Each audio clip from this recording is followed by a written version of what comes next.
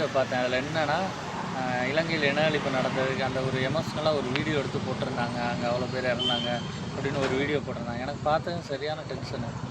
ஏன் அப்படின்னா, சும்மா எதுக்கு எடுத்தாலும் அந்த சீமானு இவங்கெல்லாம் இந்த பிரபாகரனை பற்றி தேசிய தலைவன் தலைவன் சொல்லி ஒரு மாதிரி டார்ச்சர் பண்ணுற மாதிரி ஒரு தீவிரவாதி போய் தலைவன் தலைவன் சொல்லிக்கிட்டு இருக்கீங்கடா. ஆனால் இங்கே போய் அங்கே போய் இங்கேருந்து இலங்கைக்கு போய் தீவிரவாதம் பண்ணிக்கிட்டு தெரிஞ்சா அவன் குண்டு போட்டு கொல்ல தானே செய்வான். அப்புறம் வந்துட்டு அவன் இப்போ குண்டை போட்டு கொண்டுட்டேன் அப்படி இப்படி இங்கே அழுதுகிட்டு இருக்கிறீங்க. இதெல்லாம் என்னோடய பாயிண்ட் இல்லை. தமிழ்நாட்டை தாண்டி இந்தியாவுக்குள்ளே மற்ற ஸ்டேட்ஸு ஏன் தமிழ்நாட்டுக்குள்ளேயே இன்னும் நிறையா பேர் அவங்களாம் தீவிரவாதிகள் தப்பாக தான் நினச்சிக்கிட்டு இருக்கிறாங்க. நிறையா படங்கள்லாம் அப்படி தான் போர்ட்ரே பண்ணிக்கிட்டு இருக்கிறாங்க.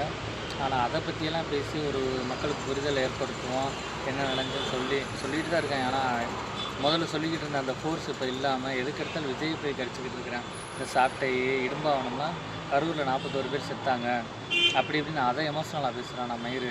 அங்கே இலங்கையில் கொண்டதை பற்றி இன்னும் மக்களுக்கு இது பண்ணி தமிழ் இப்போ அவங்க விஜய் அவங்களுக்கு சப்போர்ட் பண்ணுறவங்க தமிழ் மக்கள் தானே, அவங்களுக்கு அந்த புரிதல் ஏன்.